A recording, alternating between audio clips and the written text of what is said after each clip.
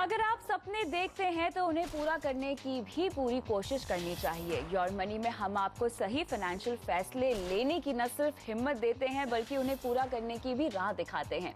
नमस्कार, मैं हूं कविता थपलियाल और आज बात करेंगे इंश्योरेंस की और हमारे आज के एक्सपर्ट है रुंगटा सिक्योरिटीज के CFP हर्षवर्धन रुंगटा। आपका स्वागत है हर्ष। आगे बढ़ने से पहले देख लेते हैं आज योर मनी में क्या है खास। क्या होती है बैकडेटेड पॉलिसी और इसे लेने के क्या है फायदे।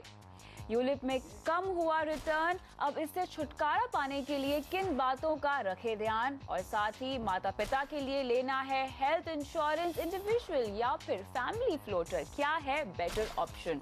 इन तमाम मुद्दों पर हम करेंगे आज चर्चा। आगे बढ़ते हैं। कितना एक्साइटिंग होता है ना अगर हम वक्त को खुद पीछे कर सके। अब ये तो मुमकिन नहीं है, हाँ, लेकिन आप पिछली तारीख की लाइफ इंश्योरेंस पॉलिसी जरूर खरीद सकते हैं और इसे कहते हैं बैक डेटेड पॉलिसी। तो क्या आपको ये ऑप्शन चुनना चाहिए? पिछली तारीख की पॉलिसी लेने के क्या है फायदे, करते हैं इस पर चर्चा। सबसे पहले तो हर समझना चाहेंगे बैक डेटेड पॉलिसीज होती क्या है। कविता, जब आप कोई भी नॉन यूलिप पॉलिसी खरीदती हैं, आपको एक ऑप्शन दिया जाता है कि आप वो पॉलिसीज बैकडेट करवा सकती हैं। एक उदाहरण के तौर पे आपने अभी मार्च में आप अप्लाई कर रहे हैं एक नई इंश्योरेंस पॉलिसी लेने के लिए, वो आपको कंपनी एक ऑप्शन देती है कि आप चाहें तो वो उसे बैकडेट कर सकती हैं और वो शुरू हो सकती है, समझ लीजिए अक्टूबर नवंबर 2013 से आप बैकडेट करके शुरू कर सकती हैं। सो उसे कहते हैं बैकडेशन ऑफ पॉलिसी। ये मुमकिन होता है सिर्फ ट्रेडिशनल पॉलिसीज में, यूलिप पॉलिसी में मुमकिन नहीं होता है क्योंकि आपको NAV रिफ्लेक्ट होती है आपकी पॉलिसी में। तो जिस दिन आपने निवेश किया है आपको NAV उसी दिन की मिलती है। सो बैकडेशन इन यूलिप पॉलिसीज पॉसिबल नहीं होता है, लेकिन ट्रेडिशनल पॉलिसीज आप बैकडेट कर सकते हैं। कितना पीछे हम जा सकते हैं? एक फाइनेंशियल ईयर पूरा? जी हाँ, आप एक फाइनेंशियल ईयर में अपनी पॉलिसीज बैकडेट कर सकते हैं।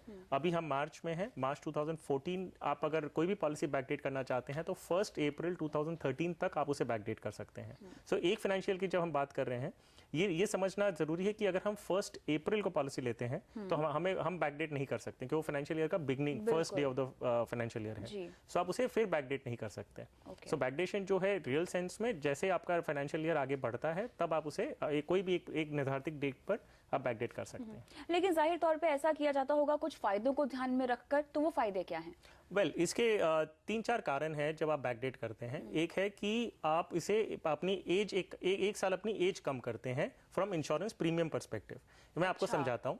अगर आपकी किसी की डेट ऑफ बर्थ है 12 नवंबर 1980, सो 84 या आप अभी 2014 में अगर हम लें तो उनकी आज कंप्लीटेड एज है 29 ईयर्स। आपको कई कंपनीज ऑप्शन देती हैं कि आप ये पॉलिसी बैकडेट कर सकते हैं और उनमें जो एज कैलकुलेशन होता है वो एज लास्ट ईयर के बेसिस पे होता है। तो आप अगर ये 10 नवंबर या 11 नवंबर 2013 को बैकडेट करती हैं तो आप 28 ईयर्स की मानी जाती हैं। सो प्रीमियम जो डिफरेंस है, इंस्टेड ऑफ 29 ईयर्स आप प्रीमियम भरते हैं 28 ईयर्स के हिसाब से। तो वो जो डिफरेंस है, थोड़ा बहुत प्रीमियम बचत होती है, ये बचत आप 20 या 30 साल तक आपका प्रीमियम में बचत रहता है। दूसरा एक कारण है, कई कंपनीज के कट ऑफ होती हैं कि आप जो पॉलिसी आप टिल 55 ईयर्स की एज तक ही ले सकती हैं। सो आप अगर 55 ईयर्स क्रॉस कर गए हैं तो आप एलिजिबल नहीं होते हैं पॉलिसी लेने के लिए। तो आप उसे बैकडेट करके अपनी एज 55 अगर एलिजिबल होती है तो आप उसे बैकडेट कर सकते हैं। तीसरा एक कारण है कि आप अपना ये जो प्रीमियम कमिटमेंट है वो आप स्प्रेड करते हैं through out the year. Okay, अभी मार्च में अगर आप पॉलिसी ले रहे हैं कोई नई टैक्स बचाने के हिसाब से या कोई भी कारण से आप पॉलिसी लेते हैं, मार्च में ऑलरेडी बहुत सारे कमिटमेंट्स होते हैं। आपके जो इनकम टैक्स एडजस्टमेंट्स होते हैं वो भी मार्च की सैलरी में एडजस्ट होते हैं आपके। सो कैश फ्लो पे, और insurance is an every year contract, so आपको हर साल मार्च में प्रीमियम पेमेंट का कमिटमेंट आता है। सो अगर आप चाहें तो आप इसे बैकडेट करके ऐसे कोई पीरियड में ले लीजिए जहां आपके कोई कमिटमेंट्स नहीं हो। एग्जाम्पल सितंबर 2013, हर साल अगर आपको ऐसे सितंबर में आपके कोई प्रीमियम कमिटमेंट्स नहीं है या और कोई फाइनेंशियल कमिटमेंट्स नहीं है तो आप अपना प्रीमियम साल भर में उसे स्प्रेड कर सकते हैं। तो आप उसे बैकडेट करके ऐसी डेट पे ले लीजिए जहां पे आपका कोई और दूसरा कमिटमेंट नहीं है, तो आपका स्प्रेड आउट हो जाता है थ्रू आउट द ईयर। और एक कारण है, कई लोग बैकडेट इसीलिए करते हैं कि कोई स्पेशल डेट से मैच करें, एनिवर्सरी डेट है या बर्थ डेट है। सो अगर आप चाहते हैं कि मेच्योरिटी पे 25 ईयर्स 30 ईयर्स बाद अगर जो पैसे आते हैं वो आपके बर्थ डेट पे आए, आपके चाइल्ड के बर्थ डेट पे आए या आपकी एनिवर्सरी पे आए तो ये जरूरी है कि पॉलिसी शुरू भी वो डेट से होनी चाहिए। तो आप इसे कोई भी एक इंपॉर्टेंट डेट समझ के आप उसे बैक डेट करके वो डेट पे ले सकते हैं और तो मेच्योरिटी में पैसे आपको उस समय मिलेंगे। तो और एक और कारण है कि people match it with their anniversary और बर्थ डेट, इसी के लिए मैच करते हैं कि उनको याद भी रहना सिंपल होता है कि प्रीमियम भरना आपको हर अपनी एनिवर्सरी पे प्रीमियम भरने हैं। तो प्रीमियम रिमाइंडर के हिसाब से भी एक डेट आप चूज कर सकते हैं। लेकिन यहाँ पे इंटरेस्ट और बोनस का किस तरह का सिनेरियो होगा इस तरह की पॉलिसीज में? वेल आपको जब बैक डेट करते हैं तो जाहिर है कि जो प्रीमियम, अभी एक ही उदाहरण जो हम ले रहे हैं, अभी अगर हम 10th या 11th नवंबर को बैकडेट करते हैं सो आपके 2 महीने का आपको आई थिंक अबाउट 4-5 मंथ्स का आपको ब्याज देना होगा, बिकॉज आइडियली प्रीमियम आपने फिर नवंबर में देना था जो आपने मार्च में दिया है। तो 9.5-10% के हिसाब से अलग कंपनीज अलग अलग प्रीमियम चार्ज करती हैं और इंटरेस्ट चार्ज करती हैं और वो आपको पॉलिसी में एक टाइम देना है। फिर अगले साल से आपका प्रीमियम ड्यू डेट जो है वो 10th या 11th नवंबर ऐसे भी हो जाएगा। So this is one factor जो ध्यान में रखना है। ये ध्यान में रहना होता है कि कई बार हम ये समझते हैं कि हम अगर पिछले साल की बैक डेट करते हैं तो हमें 1 साल का बोनस ज्यादा मिलेगा। जी नहीं, जो बोनस की बात है ऐसा नहीं होता। आपकी अगर पॉलिसी 20 साल की आपको 20 इयर्स का बोनस मिलेगा।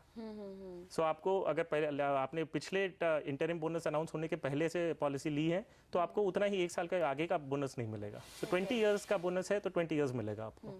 सो वो एक रॉन्ग नोशन है कि भाई आपको इंटरेस्ट आपको बोनस थोड़ा ज्यादा मिलता है, वो बात नहीं है। क्या इसी बात का झांसा देकर एजेंट्स भी जबरदस्ती इस तरह की पॉलिसीज बेचते हैं या आपको मजबूर करते हैं कि आप बैक डेटेड पॉलिसी खरीदें? जी, ये कहा जरूर जाता है क्लाइंट्स को, बट आई डोंट नो कि ये अगर मिस सेलिंग के अंडर में आता है, क्योंकि इससे कोई एजेंट को टेक्निकली कोई फायदा नहीं है। आपकी पॉलिसी आज से शुरू हो रही है या 3 महीना या 6 महीना पहले से शुरू हो रही है, उसे उन्हें कोई स्पेसिफिक फायदा नहीं होता है। लेकिन हमने सुना है कि क्लाइंट्स जैसे कि अभी टैक्सिंग का माहौल है, सब अपनी टैक्स सेविंग इन्वेस्टमेंट करना चाहते हैं, तो इस चक्कर में हो सकता है वो अपनी पॉलिसी। जी हाँ, इसमें अगर किसी ने मना किया है कि मार्च में मेरे पहले ही बहुत खर्चे हैं, मुझे अभी नहीं करना है, तो उस समय बताया जा सकता है कि भाई आप बैकडेशन कर लीजिए, आप सितंबर से शुरू कर लीजिए, तो आपको अगले साल फिर सितंबर में प्रीमियम भरना आएगा, मार्च में नहीं आएगा। तो just to induce a person to buy quickly maybe हो सकता है, लेकिन I don't think it's a real कोई एडवांटेज नहीं है, रियल एडवांटेज बैकडेशन करवाने में। तो ज़्यादा फायदे मेरे ख्याल से यहाँ पर इंश्योरेंस पॉलिसी होल्डर को ही है जो बैक डेटेड पॉलिसीज लेते हैं अपने ज़रूरतों के हिसाब से। मेरे ख्याल से आप एक बैक डेटेड पॉलिसी यहाँ पर ले सकते हैं। एब्सोल्युटली, आपके ये ऑप्शन दिया गया है, इट इज नॉट हाँ, इसे कोई मैंडेटरी नहीं है। दूसरी बात है, ये ऐसा नहीं है कि भाई आप अगर लेते हैं तो आपको कुछ ज्यादा फायदा होता है। ये खाली कन्वीनियंस के हिसाब से एक ऑप्शन दिया गया है जो अगर कोई पॉलिसी होल्डर चाहे तो पॉलिसी लेते वक्त कर सकता है। या पॉलिसी, एक इंपॉर्टेंट पॉइंट है कि आप पॉलिसी लेने के बाद एक बार शुरू हो जाती पॉलिसी, तब आप उसकी कमेंसमेंट डेट या वो आप चेंज नहीं कर सकते। एक इंटरेस्टिंग पॉइंट ये भी है कि आप अगर मार्च में पॉलिसी ले रहे हैं तो डेट ऑफ कमेंसमेंट आप अगर नवंबर 2013 करते हैं वो कर सकते हैं, लेकिन रिस्क कवर आपका आज की डेट से शुरू होता है, ना कि नवंबर से।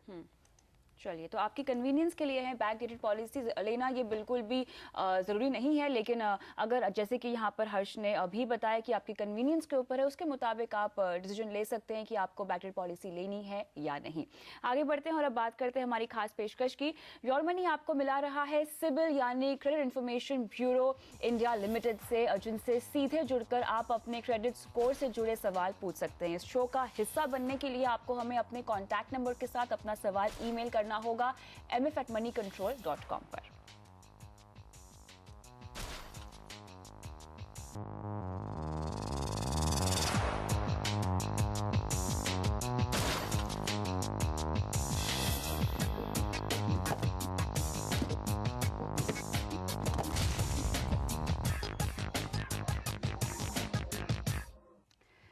योर मनी में आपका एक बार फिर से स्वागत है। आज हमारा फोकस है इंश्योरेंस पर और सवालों के जवाब दे रहे हैं हर्ष रुंगटा।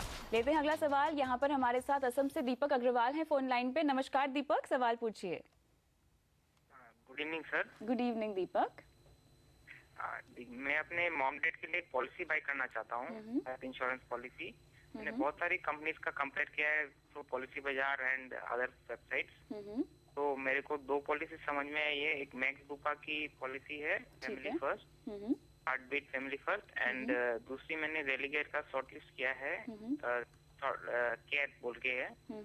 तो इन दोनों पॉलिसी में क्या कौन से बेटर रहेगा, या आपको और कोई पॉलिसी मेरे को सजेस्ट करते हो? जरूर दीपक, उसके साथ जानना चाहूंगी आपके पेरेंट्स की किसी तरह की कोई हेल्थ प्रॉब्लम है, कोई शिकायत? अभी तक कुछ नहीं है। ठीक है, तो यहाँ पर हर्ष से बात करते हैं और जानते हैं कि आपको अपने पेरेंट्स के लिए किस तरह की हेल्थ पॉलिसी लेनी चाहिए। हर्ष, क्या लगता है, इन्होंने मेरे ख्याल से कुछ रिसर्च हुआ कि यहाँ पर की हुई है, ठीक है ये ट्रैक पे, और कितने की हेल्थ प्लान इनको लेना चाहिए अपने पेरेंट्स के लिए? वेल दीपक जी, आप जो क्वांटम है, जो कितना कवरेज की बात कर रहे हैं, ये डिपेंड करता है कि आप कौन सी सिटी में रहते हैं और वहाँ पे कॉस्ट क्या है आपके मेडिकल ट्रीटमेंट्स के, आप किस हॉस्पिटल, किस कैटेगरी के हॉस्पिटल में आप ट्रीटमेंट लेंगे अगर कुछ काम पड़ता है तो, और आपको ये और प्रीमियम का कॉस्ट क्या होगा, ये बेसिकली एक पैरामीटर्स हैं जिससे आप डिसाइड करते हैं कि आपका कवरेज अमाउंट कितना होना चाहिए। लेकिन आप कहीं भी रहते हो आज की तारीख में, आई थिंक 3 लाख तो एक अमाउंट है जो आपके पास मिनिमम होना चाहिए। अगर उससे ज़्यादा आप प्रीमियम भर सकते हैं और आपको ज़रूरत है तो डेफिनेटली उससे ज़्यादा कंसिडर कर सकते हैं। एक सुझाव मैं दूंगा कि आप जब पॉलिसीज़ लें तो आप इंडिविजुअल कवरेज लीजिएगा आपके पेरेंट्स के लिए, फैमिली फ्लोटर पॉलिसीज़ मत लीजिएगा, क्योंकि ऑलरेडी उनकी एज 49 एंड 51 है। सो जो भी खर्चे आते हैं, अगर कोई भी एक मेंबर अगर क्लेम करता है तो दूसरे मेंबर के लिए आपके पास कवरेज का स्कोप कम हो जाएगा। अगर आप 3 लाख का लेते हैं, 1.5-2 लाख का आपका अगर क्लेम हो चुका है तो बाकी साल के लिए आपके पास सिर्फ 1 लाख का कवर रहता है फॉर बोथ द मेंबर्स, तो कवरेज शायद थोड़ा इनसफिशिएंट हो सकता है। जो कॉस्ट डिफरेंस की हम बात करते हैं, अगर इंडिविजुअल और फैमिली फ्लोटर में कंपेयर करते हैं तो कॉस्ट का जो डिफरेंस होता है लगभग 25% होता है। सो 25% अपने आप में बड़ा अमाउंट सुनने में लगता होगा, लेकिन अगर हम प्रीमियम एब्सोल्यूट टर्म्स की बात करें तो वो अमाउंट काफ़ी कम होता है। फ़ायदे अगर हम देखते हैं, अगर कोई उदाहरण के तौर पे अगर आपका 20,000 प्रीमियम फैमिली फ्लोटर में इंडिविजुअल में आ रहा है, फैमिली फ्लोटर में आपका 15,000 आएगा, तो 5,000 रुपये आप साल का बचाएंगे। उसके अगेंस्ट में आपको each individual will have 3 lakh covers. So आपको वो कॉस्ट बेनिफिट एनालिसिस करनी चाहिए। प्रोडक्ट्स की जो आपने बात की है, रेलीगेयर की केयर और मैक्स बुपा की फैमिली फर्स्ट, ये पॉलिसीज़ फीचर वाइज कंपेरेबल हैं, मतलब इन द सेंस जो उनके फीचर्स हैं वो मोर और लेस सिमिलर हैं। आपका जो हॉस्पिटलाइजेशन एक्सपेंसेस हैं वो कवर हो जाएगा। सिर्फ दोनों पॉलिसीज़ में एक रूम रेंट अलाउंस का जो है उसमें रिस्ट्रिक्शंस हैं। मैक्स बुपा की फैमिली फर्स्ट जो आप सिल्वर प्लान आपने देखा है, उसमें आपको आपके जो भी पेरेंट्स हैं जब भी हॉस्पिटलाइजेशन होगा उन्हें एक शेयर्ड अकोमोडेशन के बेसिस पे उन्हें रूम की एलिजिबिलिटी है।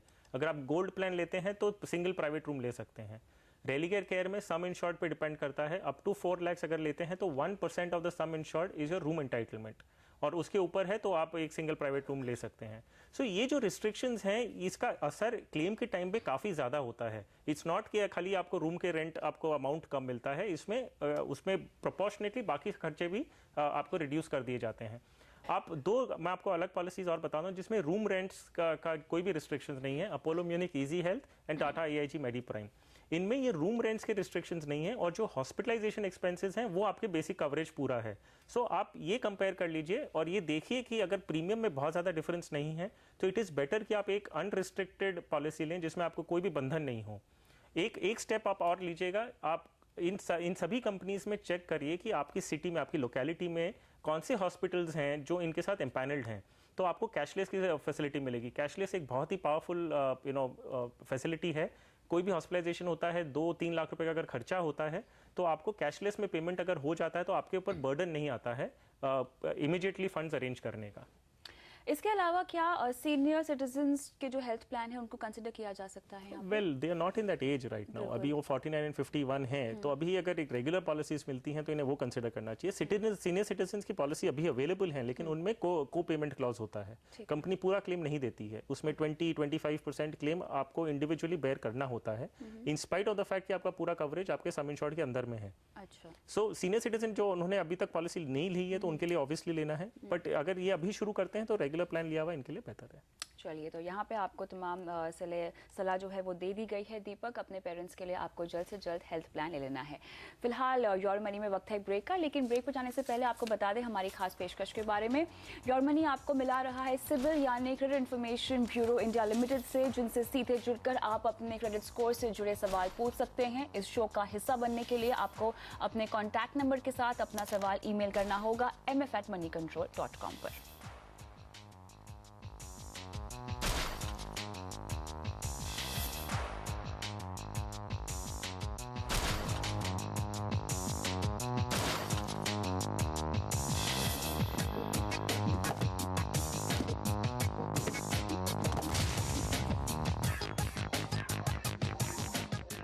योर मनी में आपका फिर से स्वागत है। आज हमारा फोकस है इंश्योरेंस पर और मेरे साथ है रुंगटा सिक्योरिटीज के हर्षवर्धन रुंगटा।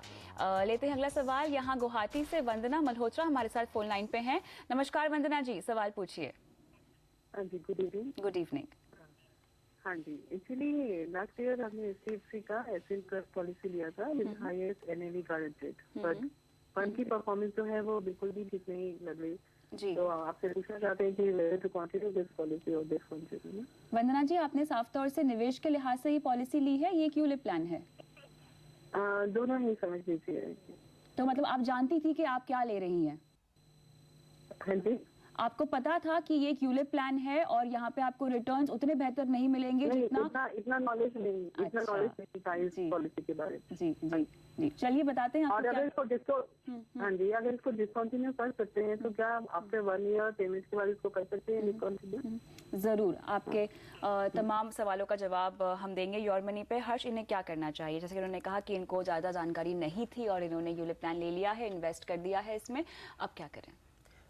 वेल वंदना जी, आपके पास एक ऑप्शन है कि आप पॉलिसी अभी भी डिसकंटिन्यू कर सकती हैं।